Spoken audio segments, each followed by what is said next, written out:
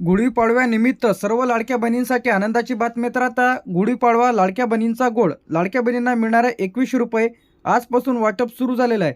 गुढीपाडव्यानिमित्त सर्व महिलांकरिता आज एक मोठी आनंदाची बातमी आहे. तर आता महाराष्ट्रातील लाखो महिलांच्या खात्यामध्ये 2100 रुपये, जे की लाडक्या बहिणींच्या खात्यामध्ये गुढीपाडव्यानिमित्त लाडक्या बहिणींसाठी गिफ्ट. तर आता लाडक्या बहिणींना इथं मिळत आहे 2100 रुपये. आता ज्यांना कोणाला मिळालेले नसेल तर अशाने व्हिडिओ शेवटपर्यंत बघा.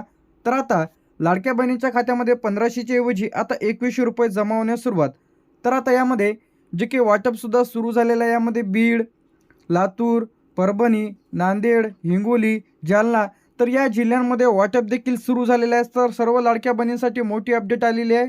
यानंतर पुणे, सोलापूर, सातारा, सांगली, कोल्हापूर सर्व लाडक्या बहिणींसाठी आज एक आनंदाची बातमी. तर आता महाराष्ट्र सरकारने मोठा निर्णय इथं घेण्यात आलेला आहे. तर आता पात्र महिलांच्या खात्यामध्ये 1500वरून डायरेक्ट 2100 रुपये जमा होण्याची चर्चा मोठ्या प्रमाणामध्ये सुरू आहे. गुढीपाडव्यानिमित्त इथे मोठी घोषणा करण्यात आलेली आहे. तर आता कोणत्या महिलांना मिळणार आहे? तर आता ज्या लाडक्या बहिणींनी KYC केलेली आहे तर अशाच लाडक्या बहिणींना पैसे इथं येणार आहेत. जर तुम्ही तुमची KYC केली नाही तर तुम्हाला लाडकी बहीण योजनेचे पैसे तर येणार नाही. KYC करणे आवश्यक आहे. अनेक महिलांचे पैसे तर थांबलेले आहेत. त्याचं मूळ कारण म्हणजे लाडक्या बहिणींनी KYC केलेली नाही, केली पण चुकीची केलेली आहे. तर तुम्ही तुमची KYC पुन्हा करू शकता. सुवर्ण संधी आलेली आहेत. नवीन फॉर्म कशा पद्धतीने तर भरायचे आहे सर्व अपडेट्स आपल्या चॅनलवरती तुम्हाला बघायला मिळेल. KYC पूर्वी तुमचे पैसे तर थांबू शकते, तर लगेच तुम्ही तुमचे KYC करून घ्या. यानंतर आजपासून पैसे जमा होण्यास सुरुवात झालेली आहे. तर आता महिला बाल विकास विभागाकडून माहिती मिळालेली आहे. तर आता ज्यांना कोणाला पैसे आले नसतील तर अशाने 181-181 यावरती कॉल करून सुद्धा लाडक्या बहीण योजनेबद्दल सविस्तर माहिती घेऊ शकता. आधार लिंक खात्यामध्ये पैसे तर जमा होत आहे. ज्यांचं कोणाचं आधार लिंक नसेल तर अशाने आधार लिंक करून घ्यायचं आहे. तर आता कोणाला पैसे मिळणार नाहीत. तर आता तुमच्या घरातील कुटुंबातील कोणी जर सरकारी नोकरीवर असेल, आयकर भरत असेल, म्हणजे इन्कम टॅक्समध्ये पैसे भरत असतील, चुकीची माहिती देणे त्याचप्रमाणे अर्ज जर केलेला असेल तर अशांचे अर्ज इथं रद्द होणार आहे. यानंतर आता पात्र महिला, तर आता पात्र महिला यामध्ये महाराष्ट्रातील रहिवासी महिलांच्या खात्यामध्ये पैसे तर येत आहे. ज्यांचं वय 21 ते 65 आहे, कोणाचं वय जास्ती होतं तर त्यांनी कमी करून टाकलेलं आहे, कोणाचं कमी होतं तर जास्ती करून त्यांनी फॉर्म भरलेला आहे. ज्यांचं वार्षिक उत्पन्न 2.5 लाखापेक्षा जास्त आहे तर असे यामध्ये अपात्र ठरलेले आहे. यानंतर तुमच्या बँक पासबुकला आधार लिंक असेल तरच पैसे इथं येतील. ज्यांचा फॉर्म इथं अप्रूव्हल आहे. तर आता यामध्ये कोणत्या महिलांना प्राधान्य इथं देण्यात येत आहे?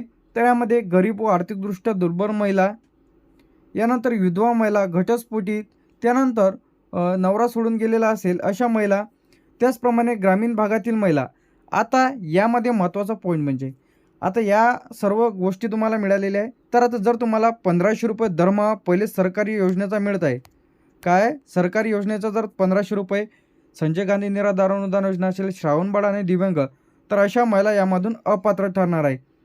ज्यांना कोणाला पैसे मिळत नसेल संजय गांधी निराधार अनुदान योजना, श्रावणबाळ, दिव्यांग, तर अशांना लाडक्या बहीण योजनेचे पैसे तर येणार आहे. तर आता लाभार्थ्याची संख्या कमी झालेली आहे. आता बरेच महिलांनी KYC केलेली आहे, त्यामुळे पडताळणीमुळे बरेच महिला यामध्ये अपात्र ठरलेल्या आहेत. तर आता 2.43 कोटीवरून सुमारे 1.57 ते 1.8 कोटीवर संख्या इथं आलेली आहे. निराधार बचत होत आहे. बीड जिल्ह्यांमध्ये 2.83 लाख अपात्र महिला, एका बीडमध्ये 2.83 लाख महिला अपात्र ठरलेल्या आहेत. तर राज्यभरांमधून भरपूर महिला इथं कमी होणार आहे. निधी 9,500 कोटी रुपयाची कपात, मागील वर्षात तुलनेत 9,500 कोटी रुपयाची कमी तरतूद करण्यात आलेली आहे. तर आता पात्र महिलांनाच पैसे इथं येत आहेत. आता जोरदार चर्चा सुरू आहे की आता 1500वरून 2100 रुपये लाडक्या बहिणींना इथं मिळणार आहे, जे की या जिल्ह्यांमध्ये वाटप देखील सुरुवात. तर आता सर्वप्रथम यामध्ये जे काही जिल्हा आहे यामध्ये बीड, लातूर, नांदेड, परभणी, हिंगोली, जालना, छत्रपती संभाजीनगर, अहमदनगर, पुणे, सोलापूर, सातारा, सांगली तर अशा जिल्ह्यांचा यामध्ये समावेश आहे. सांगली झाल्याच्या नंतर इथे कोल्हापूर, नाशिक, धुळे, जळगाव. यानंतर आता पुढील टप्प्यांमध्ये जमा होणार आहे, म्हणजे या जिल्ह्यांमध्ये टाईम लागणार आहे. तर यामध्ये नागपूर,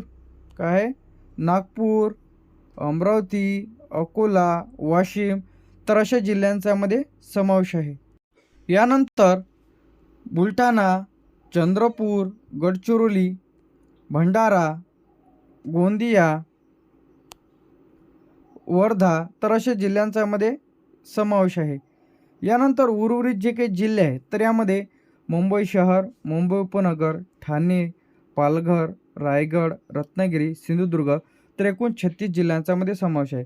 पैसे आलेले तर तुम्हाला लेखी अर्ज द्यायचा आहे. जिल्हा महिला व बालविकास अधिकाऱ्याकडे विषय लाडकी बहीण योजनेचे पैसे मिळालेले नाहीत याबाबत अर्ज. तर हा जो महिना आहे जसाच्या तसा तुम्हाला इथं लिहायचा आहे. तुम्ही याचा स्क्रीनशॉट काढून घ्या. यानंतर तुमचं संपूर्ण नाव लिहा, गाव, तालुका, जिल्हा, मोबाईल क्रमांक, दिनांक आणि सिग्नेचर करायचे तुमची जशी साईन आहे तशी. KYC करायची आहे तुम्हाला. जर तुम्ही बँकमध्ये जाऊन बँकेची KYC करून घ्या. जर तुमच्या लाडक्या बहिणींची KYC राहिलेली असेल तर CSC किंवा सेतूमध्ये जाऊन KYC करून घ्या. त्याचप्रमाणे आता देवेंद्र फडणवीस यांची मोठी घोषणा, पैसे वाटपास सुरुवात. तर आताच्या घडीची सर्वात मोठी अपडेट म्हणजे लाडक्या बहिणींना सरकारकडून टप्प्याटप्प्याने पैसे तर जमा होत आहे. असं नाही की सर्वच महिलांच्या खात्यामध्ये एकदाच पैसे तर जमा होतील. 24 ते 48 तास इथं पैसे जमा होण्याकरिता इथं लाडक्या बहिणींना टाईम लागणार आहे. आता यामध्ये पैसे कधीपर्यंत जमा होणार आहेत तर गुढीपाडव्याच्या आसपास पुढील काही दिवसांमध्येच इथं लाडक्या बहिणींच्या खात्यामध्ये इथं जमा होत आहे. याचे कारण म्हणजे तुम्हाला काय करणे आवश्यक आहे, यामध्ये आधार लिंक करून घ्या, KYC करून घ्या, फॉर्म अप्रूव्हल असणे आवश्यक आहे. नसेल तर 181 यावरती कॉल करून तुम्ही अधिक माहिती घेऊ शकता.